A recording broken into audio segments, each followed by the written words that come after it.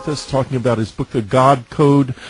He has discovered the name of God written in every cell of every living organism. The kingdom of heaven is within you, Jesus said, and it turns out to be quite literally true. We are marked with the name of God. Prepare to be awed. But you begin, it's the Cold War, you are in the hard sciences. You're an engineer.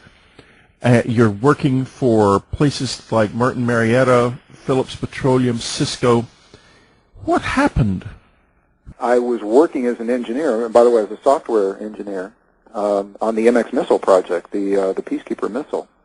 As I was working with those things during the day, the nights and the weekends, I've always taken that time to research the most ancient traditions, the oldest cultures, looking for the wisdom of our past that bridges the science of our time today in a meaningful way. So this is a logical next step rather than, I think, a radical departure from what I've done in the past. It's a place to begin.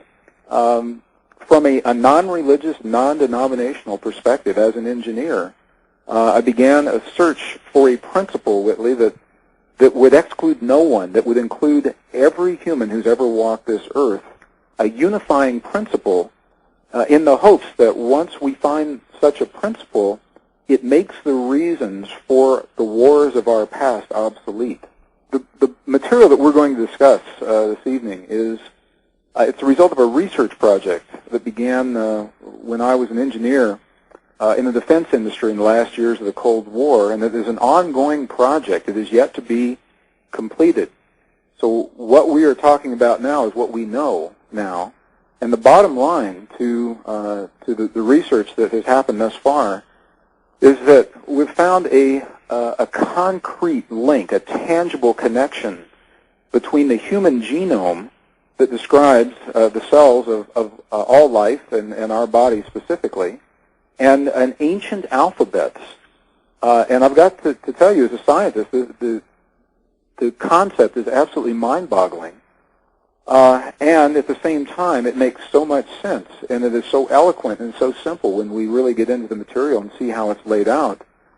And what it says to us is that, beyond a shadow of a doubt, there's an intentionality underlying our existence, that we are related to one another and to all forms of life that share this phenomenon with us, and very probably to something even greater.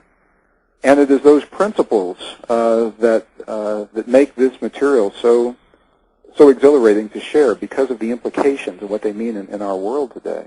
Discovery of a literal text message encoded as the cells of every human who's ever walked this earth. The existence of that message tells us, beyond a shadow of a doubt, that at the most fundamental level, at the basis of life itself, those differences simply become obsolete. They fall apart because there is a common code, a common thread, and a message that lives in every cell of every human. And now that we're beginning to understand that message, it invites us to look at ourselves differently. And the jury's still out on that. In general, right now, there is a message encoded into the cell of every human who's ever walked this earth and who does so presently. What is the God Code? Once again, the bottom line, the key to this discovery is a concrete link, a numeric link between ancient alphabets and the elements that make the DNA in our bodies. In other words, what we're looking at are symbols. Today, we use the symbols of things that we call carbon, oxygen, hydrogen, nitrogen to describe life in our bodies.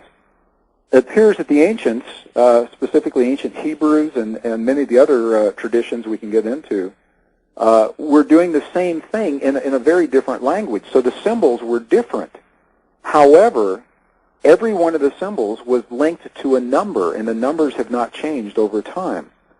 So if we give the same consideration to the modern alphabet of the periodic table that we give to the ancient alphabets of letters, if we treat them the same way, we begin to find this link. And one of the mysteries is the fact that every alphabet, modern or ancient, has always been associated with numeric values linked to every letter.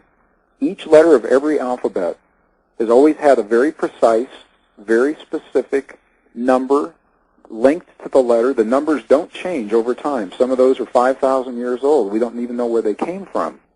And when we treat the numbers of the periodic table, the atomic mass, when we treat them and give them the same considerations we give to the numbers in the ancient alphabets, it allows us to replace the carbons, the oxygens, the hydrogens, the nitrogens in the DNA with very specific letters in a very precise, very methodical, very systematic way.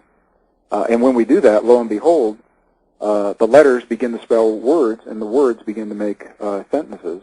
And this is the essence of how this code in our bodies works. What science says is that within every cell of our bodies, in humans, we have 23 pairs of 46 chromosomes. And those chromosomes are made of long strands of DNA that are made of shorter segments of the DNA that we identify as genes.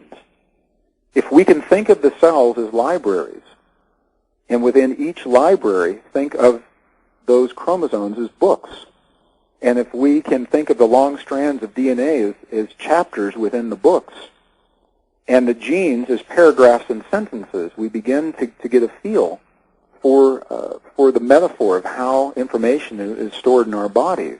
The introduction, when at the highest level, the message occurs in multiple layers. Each layer has its own code to translate it.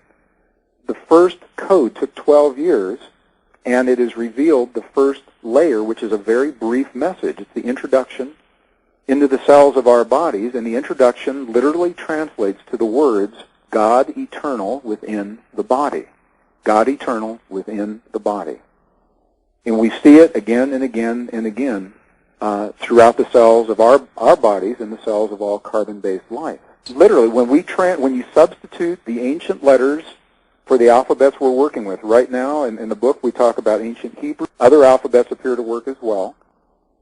When you take the carbons, the oxygens, the nitrogens, and the hydrogens in the 4 DNA bases that make up all of life, and you begin that replacement process, you find different iterations, different numbers of times where we find this message again and again. We don't know who put it there, and it doesn't say who God is or how it got there or why it's there.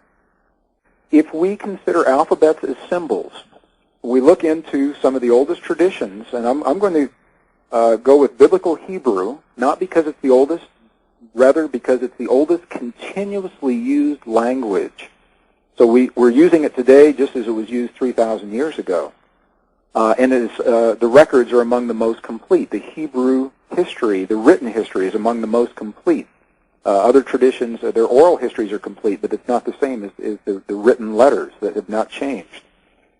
So in the Hebrew traditions, in the most mystical traditions, it is said that in the beginning, that the force known as God created the universe through letters, through the letters of the alphabet. And that makes very little sense to a scientist. While the words may change, the numbers would not.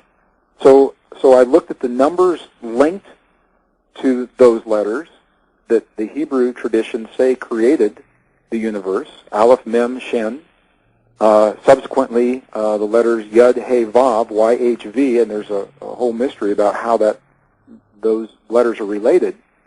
But if you look at those letters, YHV, Yud, He, Vav, and the numbers associated with them, lo and behold, they are the same numbers of the atomic mass of hydrogen, nitrogen, oxygen, which does in fact represent 93% of our universe, and also are 3 of the 4 elements of life in the DNA of our bodies. Carbon is the one that was not represented immediately in the Hebrew text. So what we're saying, the question is, how did they know? It appears somehow that they knew that the elements of creation of our world and our bodies could be represented by numbers that today we call atomic mass.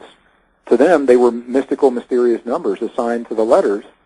So when they say in the beginning, there were 3 letters that were chosen that were placed into the name of the Creator, and from that name, the universe, our world, and our bodies came to be, if we now substitute those letters with their equivalents from the periodic table linked by the numbers of atomic mass, what those texts say is, in the beginning, the Creator took hydrogen, nitrogen, oxygen.